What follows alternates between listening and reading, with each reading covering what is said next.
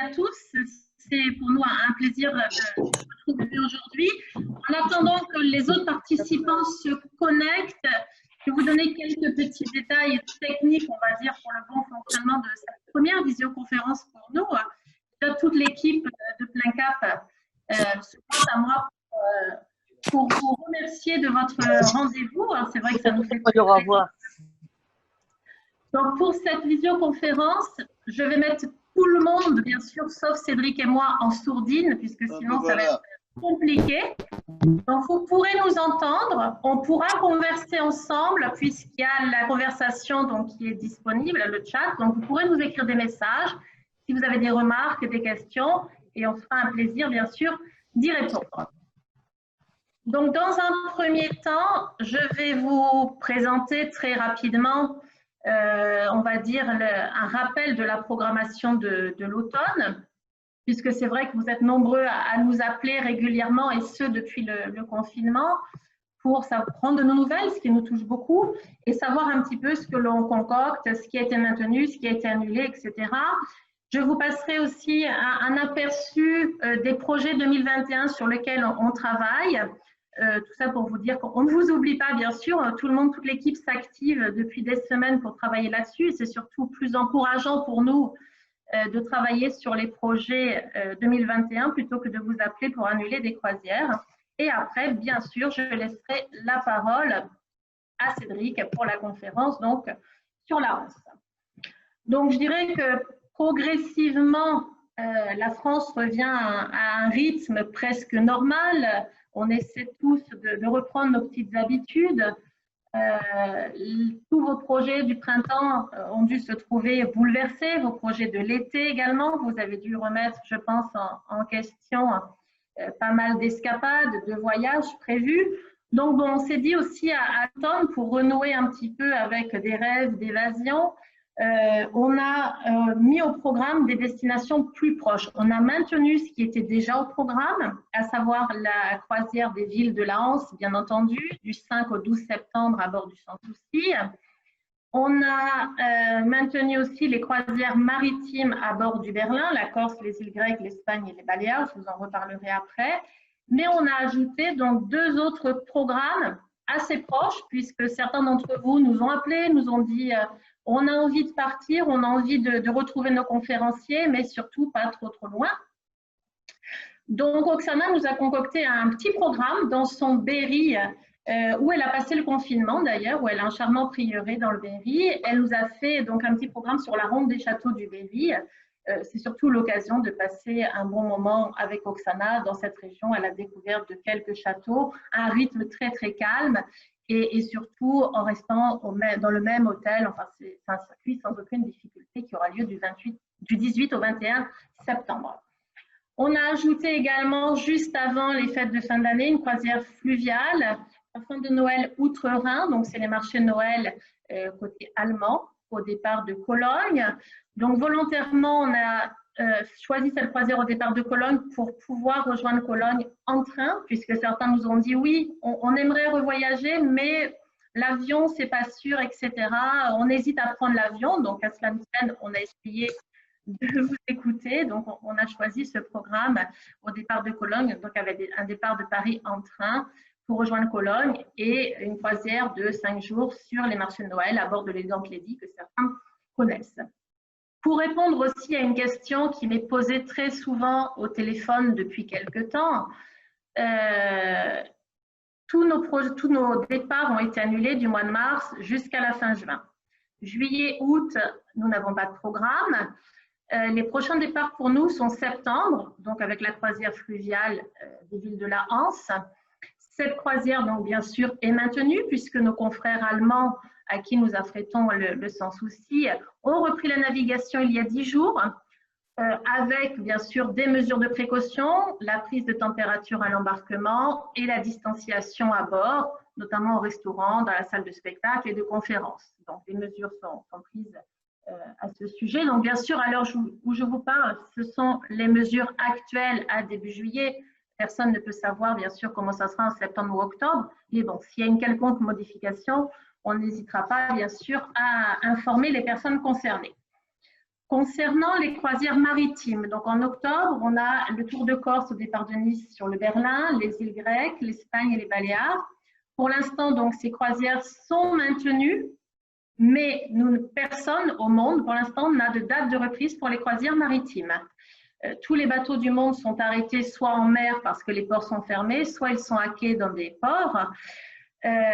Pour l'instant, on n'a pas de date précise de redémarrage de croisières maritimes, personne n'en a.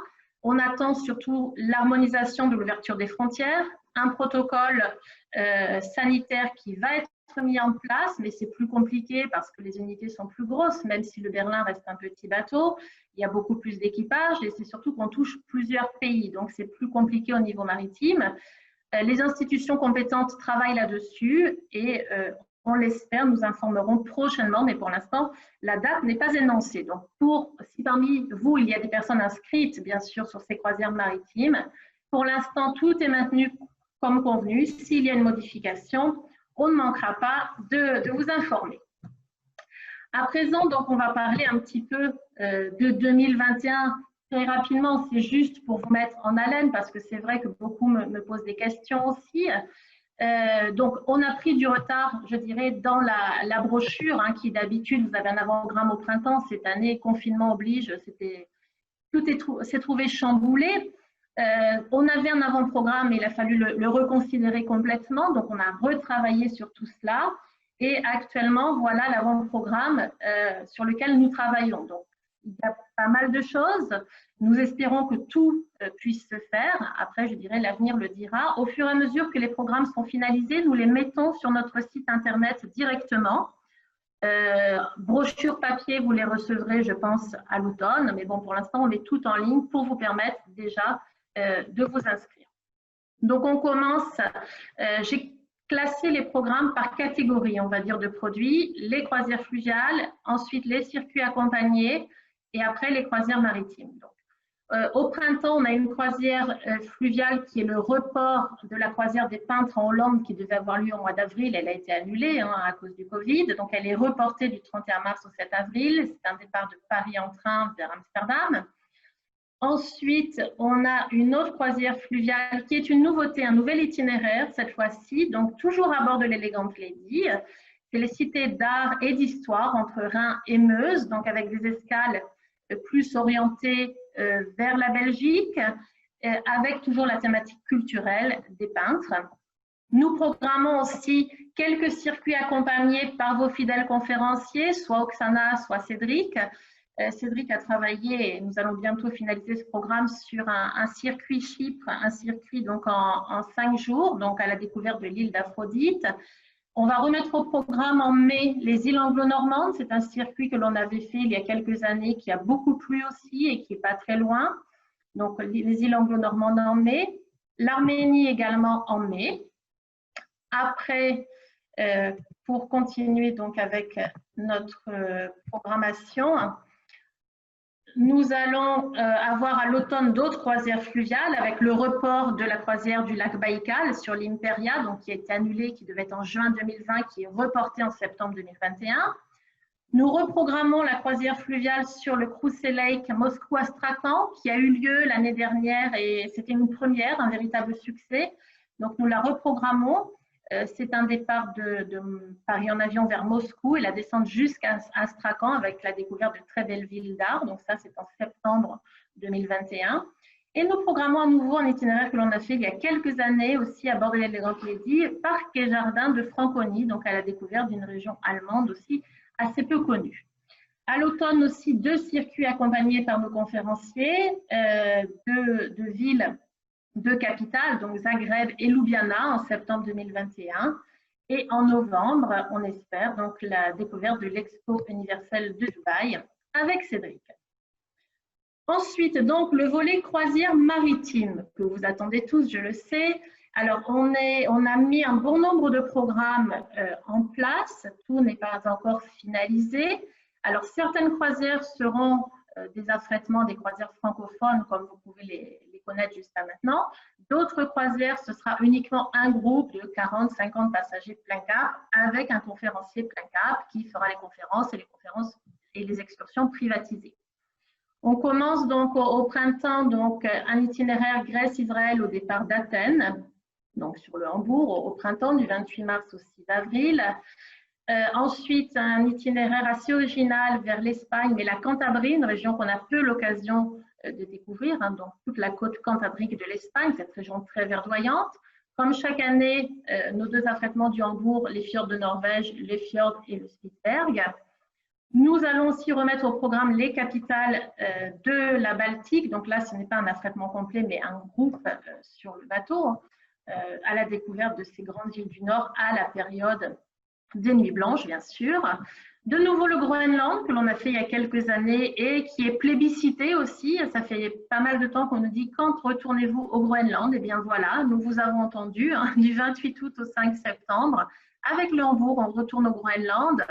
Et donc, c'est une croisière vraiment uniquement Groenland, sans journée de mer. Donc, on embarque à Kangerlussuaq à la découverte de la côte ouest du Groenland, la baie du Disko, bien sûr, et un bon nombre de petits villages inuits. Nous reprogrammons aussi à l'automne les Grands Lacs canadiens et les USA avec le Hambourg. Et ensuite, donc, à l'automne, nous allons revenir aux croisières au départ de Nice. Donc, comme vous le voyez, hein, les croisières départ de Nice reviendront qu'à l'automne 2021, puisqu'on se veut aussi d'être prudent par rapport à l'évolution, je dirais, de la crise sanitaire. Donc, nous allons reprogrammer la croisière Île Grecque qui a été annulée cette année. Donc, elle sera reprogrammée en octobre 2021 au départ de Nice, toujours avec le même itinéraire, hein, Amorgos, Santorin, Mykonos, le passage du canal de Corinthe.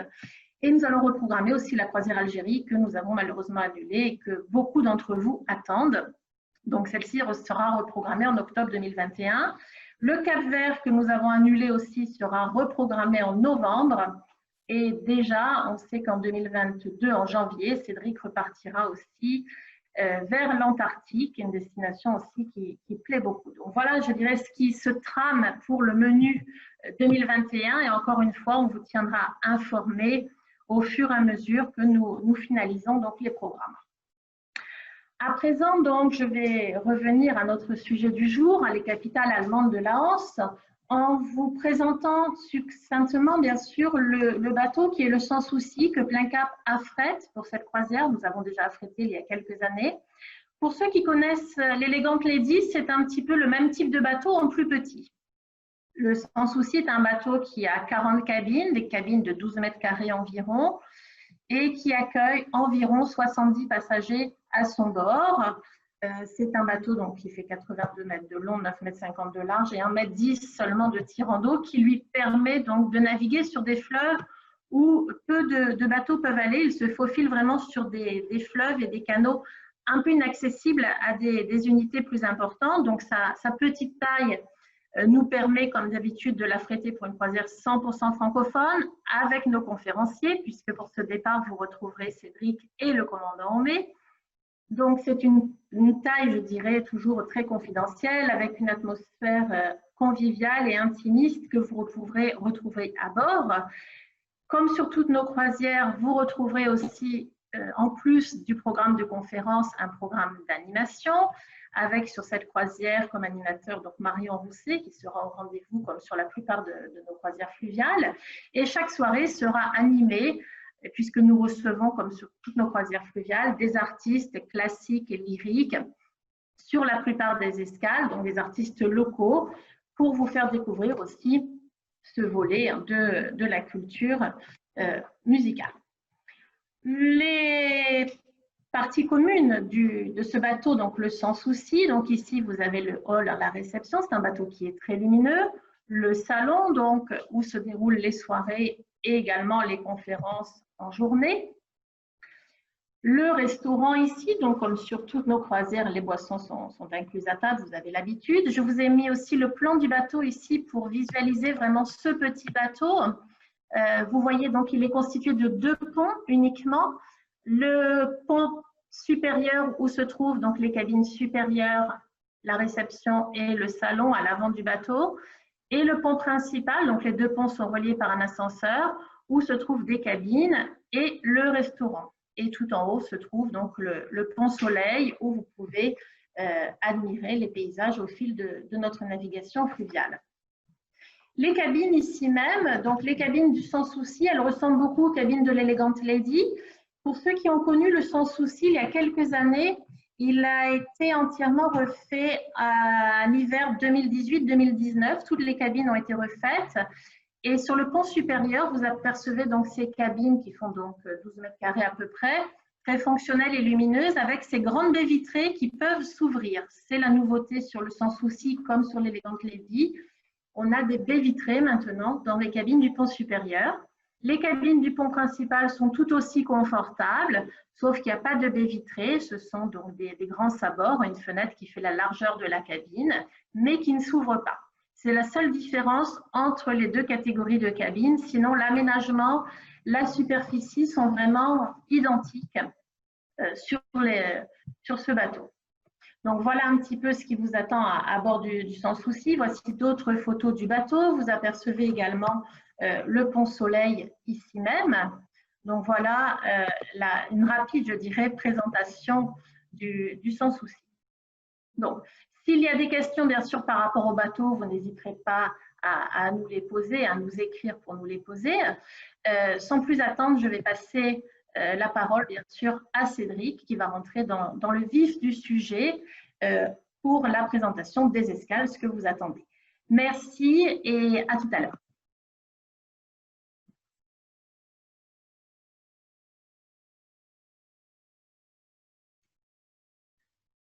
Donc, à toi, Cédric.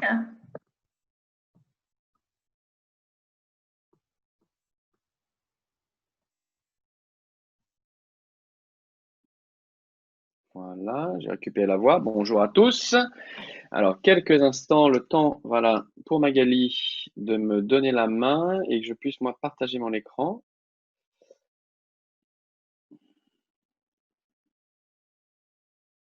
Il faut que Magali, tu arrêtes de partager. Voilà, super, merci. Alors, le temps que moi, je partage le mien. Voilà, c'est celui-là.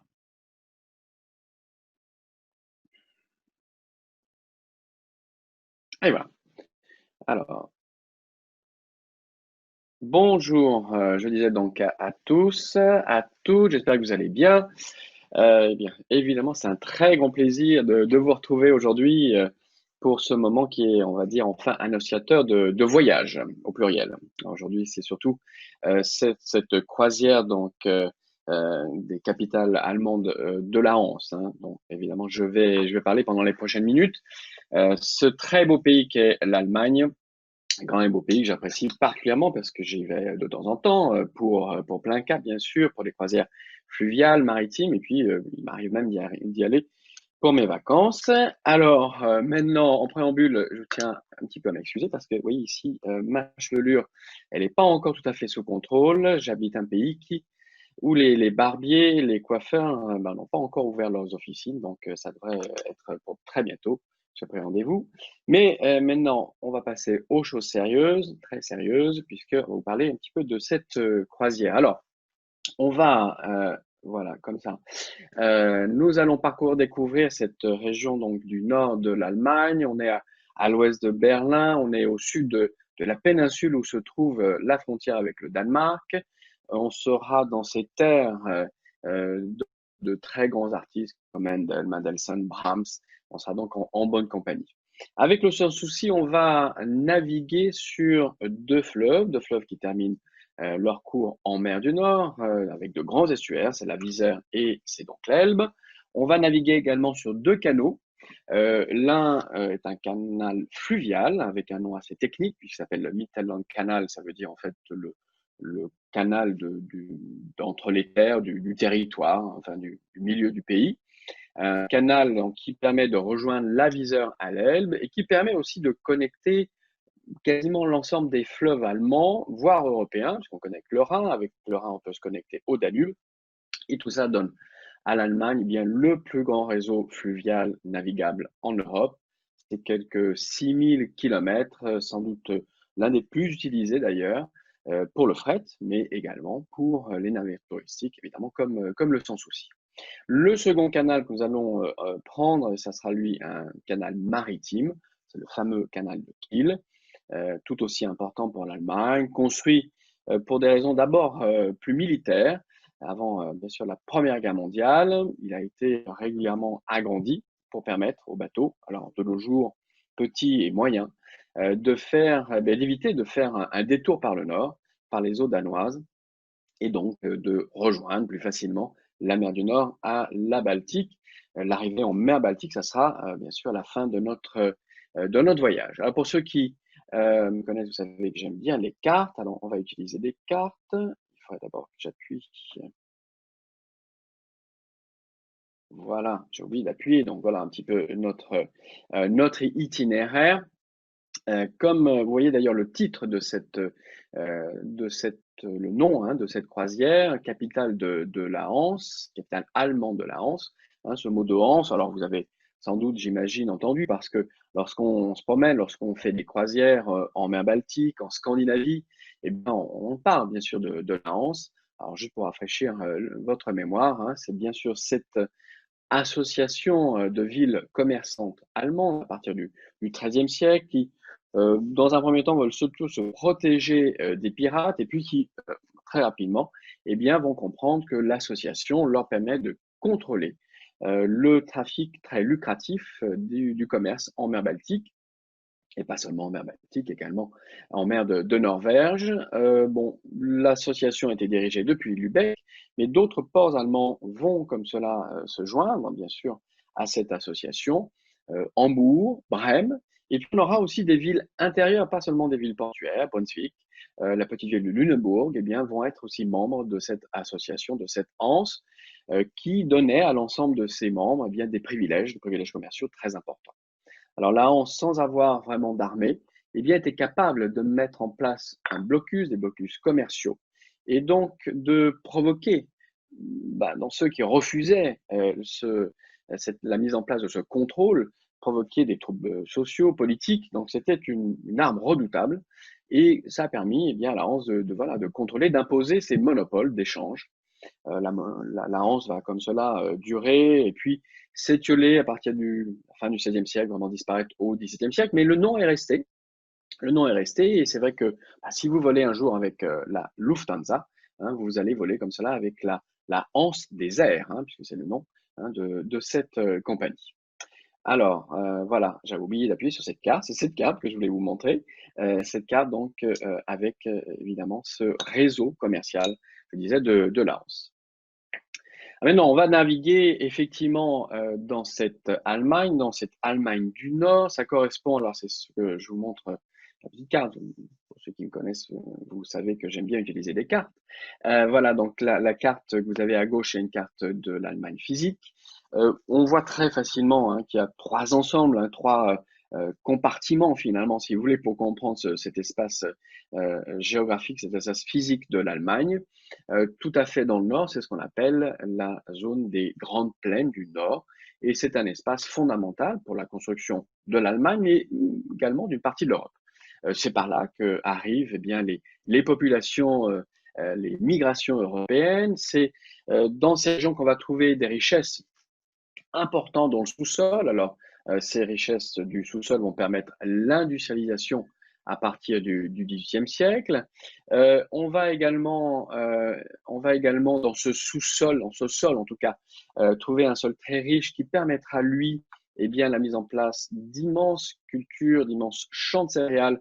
Et ça, c'est un aliment clé pour l'urbanisation à partir du XVIIIe siècle et du XIXe siècle sur l'Allemagne.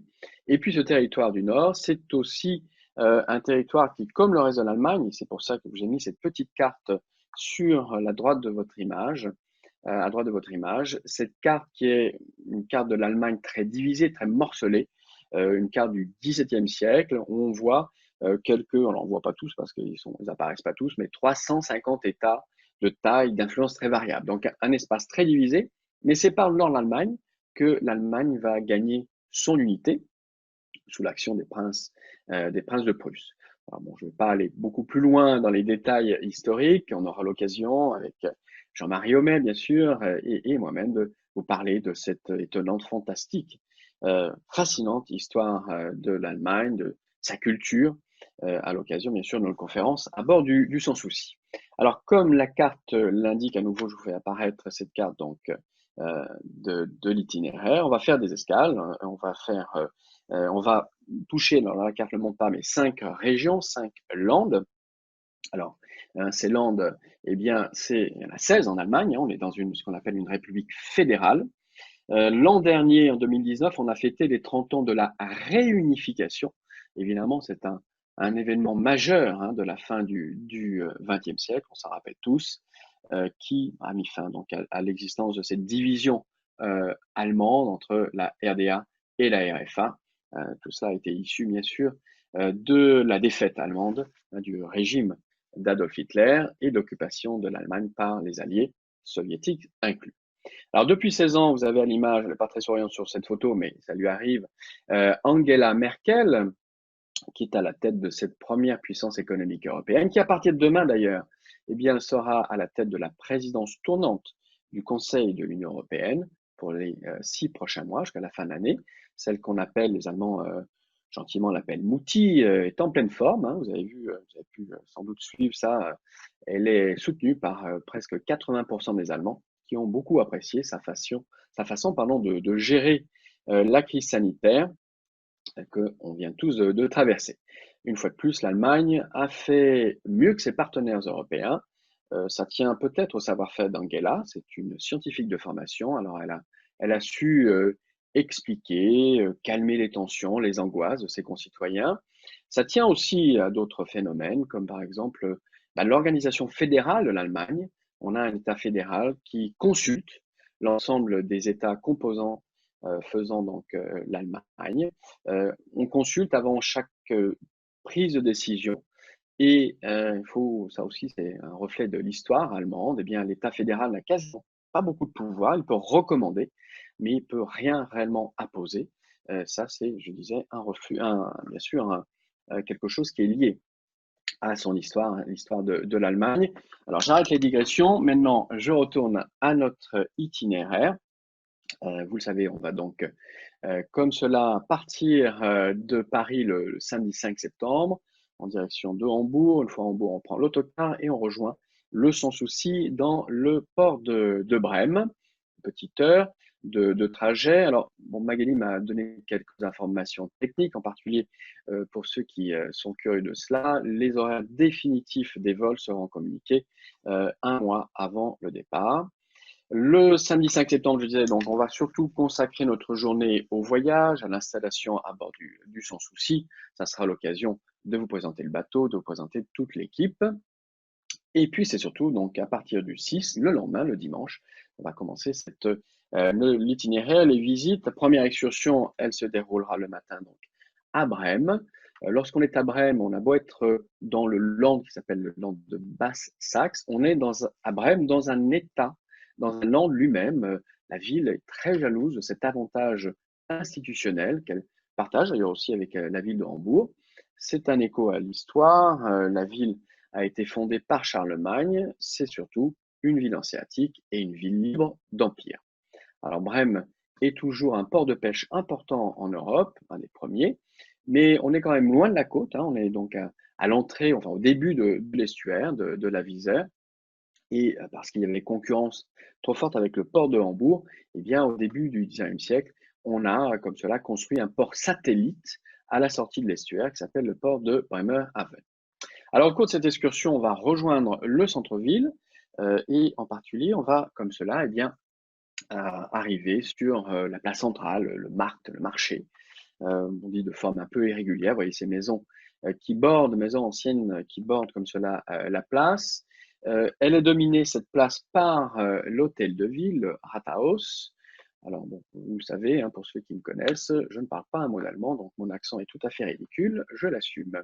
Ce Rathaus, qui est un grand édifice, effectivement un grand édifice public, c'est le cœur de la ville, cœur économique, politique. Dans le passé, c'est là que les riches négociants eh bien, se retrouvaient pour prendre des décisions et assurer comme cela la prospérité de la cité. Alors, quelques mots sur ce bâtiment. Pour l'essentiel, il date du Moyen Âge. Une très très belle façade avec des arcades. d'immenses, très grandes fenêtres, des pignons élaborés. Bon, ça, c'est un ajout du XVIIe siècle. C'est ce qu'on appelle un exemple de l'architecture Renaissance de la Visère.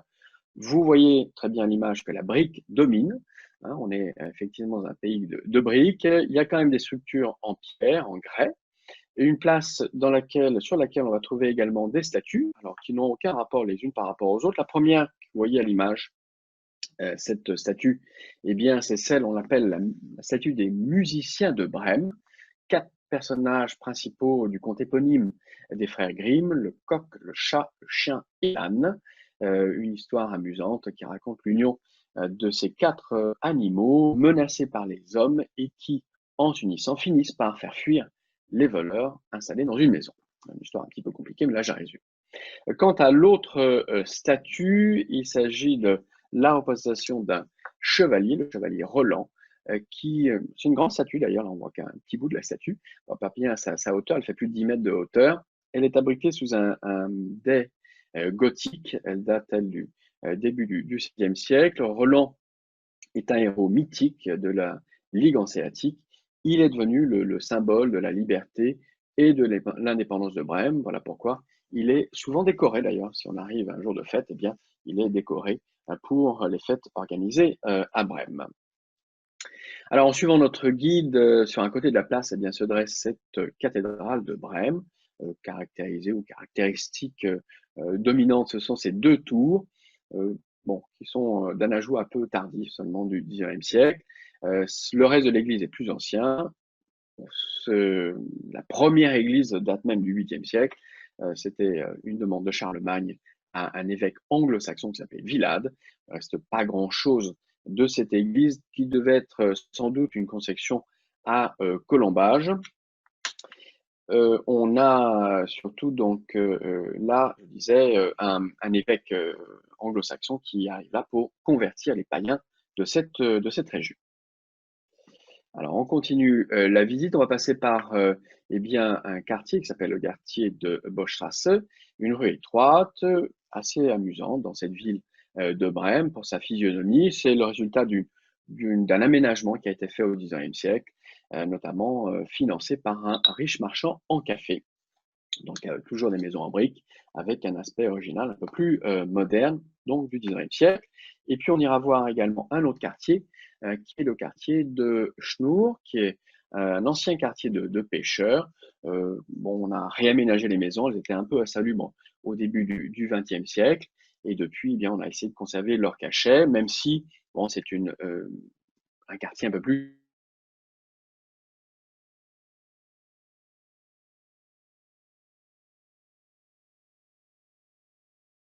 bien de détailler. Les passagers inscrits à cette croisière vont recevoir un dossier d'excursion détaillé qui vous permettra eh bien, de faire votre choix d'excursion, sachant que on va faire une excursion par jour.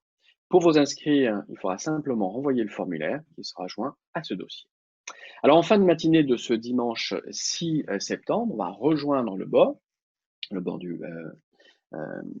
du Sans Souci, et puis on va commencer notre navigation. On va remonter le fleuve pendant toute l'après-midi jusqu'au début de la soirée. Ça sera l'occasion, pendant cette navigation, de profiter des paysages et puis aussi de profiter du programme de conférence, la présentation de l'escale du lendemain. On passera comme cela la nuit à quai à Nibourg et sans vraiment dévoiler tout le programme de l'animation, ça sera la soirée consacrée à la chanson française avec justement Marion Rousset dont parlait tout à l'heure Magali. Le lendemain, ça c'est le lundi 7 septembre, en début de matinée, on va reprendre cette navigation, toujours sur la Visère. En français, on peut dire Visurge aussi, ce fleuve qui fait quelques 450 km à partir de la confluence, un peu plus long si on compte les rivières en amont. On va rejoindre bien une petite ville qui s'appelle la ville de Minden, et c'est là qu'on quittera donc le Sans Souci pour notre deuxième excursion, une excursion qui va se consacrer à Hanovre. On va comme cela rejoindre en une petite heure la ville de Hanovre. Il faut encore 5 heures de navigation pour le Sans Souci. Alors on va parcourir un petit peu du land de Basse-Saxe lorsqu'on va s'approcher de Hanovre.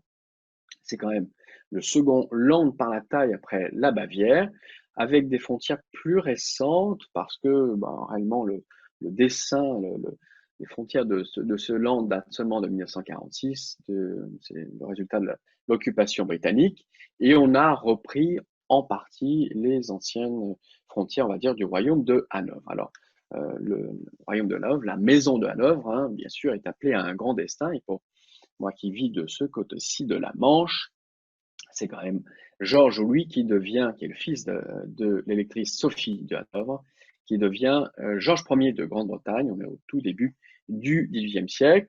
Il a déjà 54 ans, donc bon, on va dire qu'il quitte avec un peu de regret sa cour du Hanovre. Et puis ses sujets britanniques ne sont pas très très enthousiastes, hein, pas plus d'ailleurs que lui. Ils vont souvent se moquer de ses manières un peu trop allemandes et puis non, de son incapacité, pardon, à parler anglais. Ça n'empêche pas ses descendants de régner sur le trône d'Angleterre, ses 4 successeurs, qui sont en même temps rois de Hanovre. Il y a une sorte d'union personnelle des 2 couronnes. Ça dure jusqu'à Victoria, nièce de Guillaume IV, qui, elle, ne peut pas accéder au trône de Hanovre, réservé aux hommes, seulement aux hommes. C'est la loi salique des Francs qui a cours également dans ce petit royaume. Alors, Hanovre, c'est aujourd'hui la capitale de la Basse-Saxe. C'est pas la plus vieille ville du Land, c'est pas la région. Elle est devenue importante, notamment lorsque cette famille ducale que je viens d'évoquer s'y installe à partir du XVIIe siècle. Et puis, c'est une ville qui va grandir, surtout lorsqu'elle va être bien finalement parce qu'on va redistribuer un petit peu les cartes de l'échiquier allemand. C'est un peu le fait de Napoléon, ça, commandant Omer vous en parlera, mais c'est également le cas lorsqu'il y a annexion du Hanovre par la Prusse à partir de 1866. L'industrie, le commerce ont profité de cette fusion, la croissance démographique aussi, au tout début du XXe siècle, la population de Hanovre est 4 fois plus importante que 30 ans plus tôt. Vous voyez ici une image avec le tramway électrique qui arrive à partir de 1893. Une ville qui va être aussi endommagée, bien sûr, pendant en fait les bombardements de la Seconde Guerre mondiale, considérée comme ville stratégique par les Alliés. Il y a un nœud ferroviaire, un nœud routier. C'est une zone de production industrielle. La ville a comme cela subi quelques 88 raids aériens.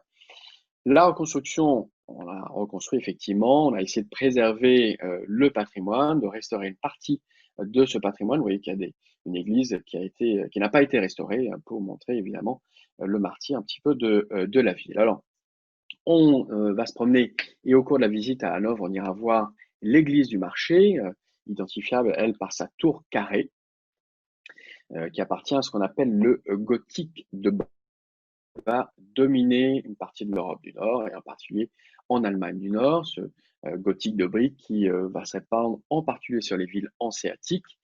On manquait de matériaux, la pierre de bonne qualité faisait défaut, donc on a récupéré, on a remis au goût du jour cette brique qui était arrivée par les Romains, qu'on avait un peu abandonnée à partir du XIIe siècle.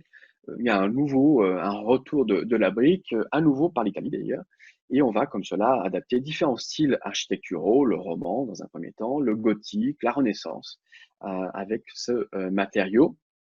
Là, donc, juste à côté de la cathédrale, eh bien, vous trouvez un autre monument tout à fait élégant aussi, c'est justement l'hôtel de ville, l'ancien hôtel de ville, qui a toujours une fonction, hein, puisque c'est là que résident les services de l'état civil. On le qualifie d'ancien parce que la ville a également un autre hôtel de ville, plus au sud, qu'on ira voir, assez flamboyant ce bâtiment. Il marque un petit peu le passage entre le centre-ville et puis la zone des parcs, des lacs, une zone moins urbanisée de la ville de Hanovre. Et quand on est de bonne humeur, on dit que c'est un style éclectique avec cette façade néo-baroque, l'intérieur même d'ailleurs d'un style Art Nouveau. On continue parce que pendant cette visite, on ira voir ce qui est, ma foi, très très beau à Hanovre. Ce sont ces jardins, les jardins royaux de Hanovre, les jardins de Herrenhausen. Alors ces jardins sont assez importants. C'est 4 jardins qui ont été rassemblés, développés à partir du XVIIe siècle. Et le jardin qu'on ira voir en particulier, c'est le Grosser Garten, hein, le grand jardin, inspiré aussi de Versailles. On doit principalement à Sophie de Hanovre, ces grands jardins, l'épouse du grand électeur Ernest Auguste. À la fin de la visite, on va rejoindre le Sans-Souci qui est arrivé dans le port de Hanovre. On passera la nuit à quai et on recevra comme cela des musiciens classiques. On a effectivement l'œuvre de Beethoven qui sera au programme. On fête cette année les 350 ans de l'anniversaire de la naissance de Beethoven.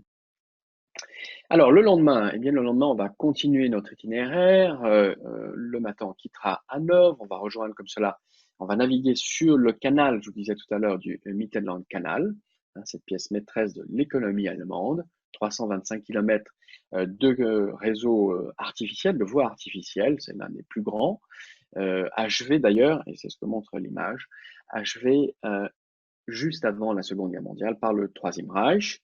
Alors, au tout début de l'après-midi, on va quitter le Sans Souci et puis on va comme cela rejoindre la petite ville de Brunswick. Alors, Brunswick qui est une des vieilles villes. On peut faire remonter sa fondation légendaire au IXe siècle avec le comte saxon Bruno qui installe comme cela sa ville, petite cité sur la rivière Oker. C'est une légende, on n'a pas trop de sources. La première source un peu plus sûre, elle est quand même un peu plus ancienne, 2 siècles plus tard. Et dans la seconde partie du XIIe siècle, eh bien, le duc de Saxe, Henri le Lion, va établir sa capitale, va faire même construire ce qu'on appelle parfois une cathédrale. Alors, au cours de cette visite, on ira voir, bien sûr, le centre de cette vieille ville de Brunswick, avec la forteresse que vous avez ici à l'image d'Henri le Lion. Hein, voilà, donc cette forteresse avec un lion de bronze qui bon, est d'origine, mais enfin celui-là à l'image, c'est une copie, l'original est à l'abri. Brunswick, c'est aussi une des villes de la Hanse hein, jusqu'au XVIIe siècle, une ville qui va garder un esprit indépendant, une indépendance qu'elle va conserver tout au long de son histoire. Elle sera même considérée comme un État libre pendant la République de Weimar, mais c'est avant tout une fonction assez formelle, il n'y a pas réellement de réalité institutionnelle. Alors, juste à côté du château, sur la même place, se trouve la cathédrale dite de Saint-Blaise et de Saint-Jean-le-Baptiste. Par chance, ce monument a survécu au bombardement de la Seconde Guerre mondiale. Le duc Henri de Lyon avait décidé la construction de ce monument religieux après un retour de pèlerinage en Terre Sainte et pour enterrer, eh bien pour que sa sépulture, celle de son épouse, y repose un jour. C'est fait, c'est chose faite d'ailleurs à partir de 1195, alors que l'église romane n'était pas alors encore terminée. On lui donne le titre, je vous disais, de cathédrale, mais en fait, elle n'a jamais été le siège d'un évêché. Donc, c'est pas vraiment une cathédrale, mais on peut aller voir sa crypte, on peut aller voir également à l'intérieur de cette cathédrale. Donc, une fresque très intéressante de la Jérusalem céleste qui décore une partie de son plafond. On va quitter Brunswick de la même manière par laquelle on était arrivé, c'est-à-dire par la route, pour rejoindre comme ça le petit port de Wittingen, où nous attendra le Sans Souci. En fin d'après-midi, on va naviguer à nouveau. Et puis comme cela, en début de soirée, on s'arrêtera à nouveau pour recevoir des artistes. Et là, ce sera une soirée lyrique.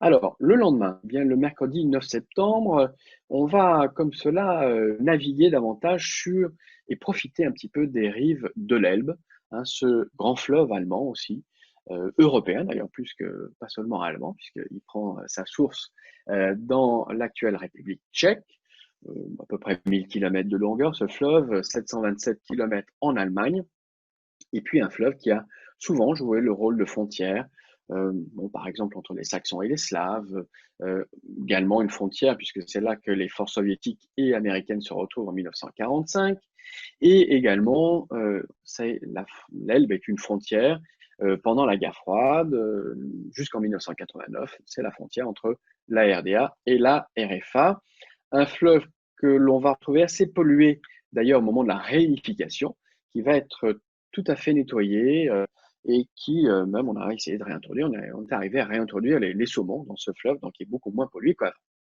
On va consacrer, je disais, une bonne partie de la journée à ce fleuve, aux petites villes que l'on trouve sur ces fleuves pendant l'excursion, en commençant par une pause dans la ville de Lönnberg, vous avez ici à l'image, qui a gardé eh bien, de sa longue histoire ses maisons à colombage, une belle église, une église dédiée à Marie-Madeleine, qui elle remonte au XIIIe siècle. Après le déjeuner, eh bien, on va rejoindre une autre ville, toujours de cette rive de l'Elbe, la ville de Lüneburg, une ville qui a la chance d'avoir gardé une importante partie de son patrimoine, un patrimoine qui reflète aussi sa richesse pendant l'époque médiévale. Elle est assise, cette ville, sur une richesse en sel, sel de mine, en contact avec la nappe phréatique, donc on popait l'eau et on récupérait le sel comme cela, un sel qui était recherché et qu'on allait vendre à travers la Ligue hanséatique eh bien, aux villes de la mer Baltique. Alors, pendant 1000 ans, on a comme cela exploité ce sel et ça a fait la richesse. Alors, voilà, les petites maisons des marchands aux pignons gothiques qui ont comme cela, qui vont décorer la ville. On ira voir l'église de Saint-Nicolas, la plus ancienne de la ville de Lüneburg, et puis un très très bel hôtel de ville là aussi. Alors oui, qu'il a une façade qui est beaucoup plus baroque. C'est l'une des plus grandes façades baroques d'Allemagne. Là aussi, on peut parler d'éclectisme parce que dans cet hôtel de ville, il y a différents éléments qui vont du XIIIe siècle à la période de la Renaissance, et plus un petit peu plus avec le baroque. Et puis, on va s'approcher d'une autre place qui s'appelle la place Amsade, avec là aussi de belles maisons. On ira à l'est de la ville. Il y a un petit quartier qui donne sur l'île Menot, pardon, qui est la rivière locale. Et là, on va voir, eh bien, sur le quai, une vieille grue qui servait justement au chargement du sel pour justement alimenter le commerce de la Hanse. Alors, avant de rejoindre le bateau, eh bien, on passera juste à côté, à la sortie de Neubourg. Il y a un aménagement important pour la navigation sur l'Elbe et sur les canaux. C'est la zone qu'on appelle de Scharnebeck. On y passera la nuit, mais surtout, on verra cet ascenseur à bateau qui date de 1975, tout à fait spectaculaire, puisque, eh bien, il faut imaginer que le bateau embarque dans une espèce d'ascenseur. Il va monter comme cela en quelques minutes 3 minutes, on passe une marge de quelques 38 mètres de hauteur. C'est tout à fait spectaculaire. Le lendemain, jeudi 10 septembre, on arrivera dans cette très grande ville de Hambourg, la deuxième du pays, premier port allemand.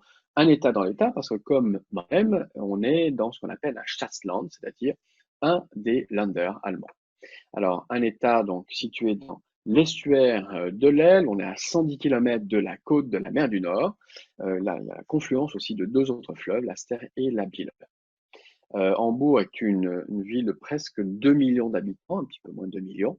Mais comme beaucoup de villes allemandes, eh bien, c'est une ville très verte avec des parcs, des dizaines de kilomètres de canaux. Il y a 2500 ponts sur cette ville où l'eau est très importante. Alors, Hambourg est une très vieille ville. Là, on peut faire remonter sa fondation au IXe siècle. Une ville qui a été détruite par les Vikings, qui a été ravagée par la peste, le choléra, les incendies, les guerres, les occupations. Elle a été française, pas très longtemps, 1810. Et puis, elle va connaître une très grande croissance régulière de sa population à partir du XIXe siècle. Il y a 100 000 habitants à la fin du XVIIIe siècle, à 7 fois plus à la fin du siècle plus tard.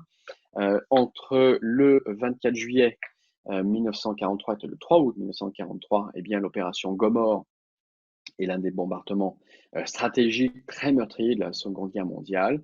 On va utiliser du napalm, ça va entraîner la mort de quelques 40 000 résidents et une grande partie de la ville va être comme cela anéantie. Mais Hambourg, sous occupation britannique, puis au cœur de la RFA, va renaître de ses cendres. Des vestiges ont été préservés, intégrés au nouveau plan urbain postérieur à la guerre. On aura comme cela l'occasion de découvrir Hambourg par un tour panoramique. Alors on ira voir bien sûr l'immense hôtel de ville de Hambourg, qui est au cœur de la ville, un style Renaissance nordique ou néo-Renaissance, il a été achevé en 1897, moment où Hambourg est vraiment le premier port d'un empire allemand qui connaît une très grande prospérité.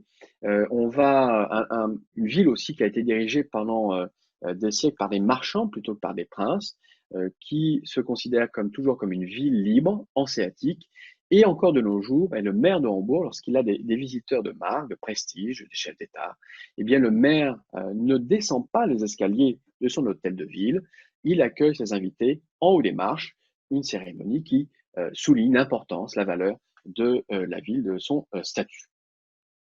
Alors, on va passer par l'église Saint-Michel, qui est là aussi un lieu architectural important pour Hambourg, construite dans la deuxième moitié du XVIIIe siècle. C'est une église qui est bien baroque, bien sûr, c'est la plus connue d'Allemagne. Elle possède aussi un clocher très haut, qu'on appelle, cette tour, on appelle le Michel, hein, au masculin, une tour de 132 mètres avec une plateforme panoramique. C'est l'une des 5 tours qui dominent encore l'horizon de la ville, une constante, hein, ces 5 tours qui ont survécu aux vicissitudes historiques de la ville de Hambourg. Au cours de notre présence à Hambourg, on passera, eh bien, on verra comme cela l'un des derniers superbes apports, hein, de la ville. Il s'agit du bâtiment de la Philharmonie de l'Elbe, ou Elfi pour son surnom. C'est une salle de concert symphonique construite donc sur un ancien entrepôt du port de Hambourg. La base est forme d'un trapèze, et puis on a construit sur la structure en briques une structure en béton avec une façade de verre, c'est ce que vous voyez à l'image. Il y a des salles de spectacle, il y a un hôtel, il y a des appartements, et puis ce qu'on appelle une plaza. Alors si vous voyez le curseur se déplacer à l'écran, la plaza c'est ça, c'est-à-dire il faut que je vais changer, voilà, changer de. Alors, j'espère que ça marche. Voilà, ça devrait marcher normalement si vous continuez toujours à m'entendre. Je refais juste un petit test. Voilà, si vous m'entendez. Le micro marche toujours. Oui, vous m'entendez, Magali, tu m'entends? Oui, super. Voilà, c'est juste pour voir si vous continuez, si vous n'avez pas de problème de micro. Donc, je disais, cette philharmonie, ou Elfi, hein, c'est son surnom, le surnom qu'on lui donne, on l'apercevra. Alors, en Allemagne, hein, il y a parfois aussi des controverses lorsqu'on construit ce type de monuments. Ça a soulevé un petit peu le courroux local parce que le budget a été multiplié par 10, et puis qu'on a repoussé à 3 fois l'inauguration de ce monument, mais qui est tout à fait spectaculaire. Une ville, Hambourg, qui est aussi une ville très dynamique pour ses services. C'est là qu'on va retrouver les sièges sociaux des banques, des compagnies d'assurance, des maisons d'addition, quelques 60 000 millionnaires, aussi une ville très riche, cette ville de Hambourg. Et puis une ville riche, pardon, en patrimoine, en musée. On aura la chance d'aller voir un des musées de Hambourg, ce qu'on appelle la Kunsthalle, le musée des Beaux-Arts, dans un bâtiment du 19e siècle, avec une très très grande collection. Alors présenté en 4 galeries, on aura comme cela l'occasion d'aller se promener, de voir quelques galeries. Il y a celle des maîtres anciens, on trouve Cranach, Lejeune, Goya, Rembrandt, Rubens. Il y a également la galerie des œuvres du 19e siècle, alors davantage avec Manet, Monet, Courbet, Degas, et puis également ce qu'on appelle la galerie des modernes classiques avec Munch, Ernst, Klee, Picasso, donc une galerie, un musée très très intéressant qui fera partie de notre visite à Hambourg. On passera la nuit à Hambourg, Hambourg by Night. Ça sera l'occasion là aussi de recevoir des artistes classiques à bord du MS Sans Souci. Et puis le lendemain, eh bien, on va quitter donc Hambourg, on va se promener comme cela dans l'estuaire de l'Elbe avant de rejoindre le canal Kiel.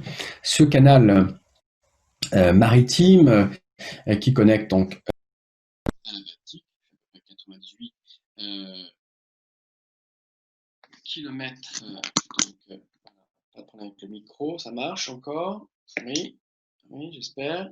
J'ai un doute. On revient vers Magali. Est-ce que ça marche? Oui, ça marche toujours. Très bien, merci. Excusez-moi, j'avais un doute. Donc, je disais, on va naviguer eh bien, pendant la matinée sur le canal de Kiel, 98 km. Ça évite de faire un détour de plus de 500 km par le nord. Donc, canal qui a été, comme cela, inauguré en 1895 par le Kaiser Guillaume II, et puis qui permet à ce moment-là d'imaginer le passage plus facile des bateaux militaires allemands pour passer de la mer du Nord à la Baltique et le contraire. Un canal qui est internationalisé comme cela en 1919, internationalisation annulée par Adolf Hitler en 1936, et 10 ans plus tard, eh bien, en 1946, on va changer de nom. On n'appelle plus réellement le canal de Kiel, on l'appelle en fait le canal de la mer du Nord à la Baltique, c'est son vrai nom. Alors on va naviguer, je vous disais, une partie de toute la matinée sur le canal, et puis en tout début d'après-midi, on va quitter ce canal. On va comme cela commencer une excursion qui va nous promener à travers le land du Schleswig-Holstein, toute cette région donc frontalière avec le Danemark. C'est un tour panoramique qu'on vous propose à travers les paysages variés de cette région septentrionale de l'Allemagne. On va faire un petit arrêt dans un des villages de pêcheurs, ce sera le village de Holm. Vous voyez ici quelques images à l'écran. Et puis on continuera vers la ville de Schleswig. Là, c'est un petit peu au milieu des terres de cette péninsule. Il y a la ville principale, également le château principal qui s'appelle le château de Gottorf, qu'on ira comme cela découvrir. Bon, il a été reconstruit, agrandi à plusieurs reprises. Il est passé d'un monument Renaissance à un monument baroque, propriété d'abord des rois danois, puis justement des ducs de Schleswig, avant d'ailleurs ducs de Schleswig qui vont donner la lignée des Romanov, celle de Russie. Alors, un château qui a connu différents moments de son histoire. Il a été une caserne, de nos jours, c'est un musée. Et après sa visite, eh bien, on va regagner comme cela le Sans Souci. Et le lendemain, eh bien, on sera à Kiel. Alors, Kiel, c'est notre port de débarquement. C'est un port que l'on visitera Kiel, bien sûr, qui est installé dans ce qu'on appelle parfois un fjord, le fjord de Kiel. Je vous ai mis ici quelques images anciennes, cartes postales du début du XXe siècle. Et après la visite de Kiel, eh bien, on rejoindra par la route, bien sûr, l'aéroport de Hambourg. Ce sera la fin de notre croisière. Alors, avant de terminer cette présentation, je vais vous donner rendez-vous eh bien, le jeudi 16 juillet à 10h30, même endroit, pour une évocation alors d'un prochain séjour. Ça sera le séjour qu'on va organiser à Bâle du 13 au 15 novembre. Le titre exact, c'est Bâle et l'exposition L'Orient de Rembrandt. Je vais bien sûr remercier Magali pour eh bien, les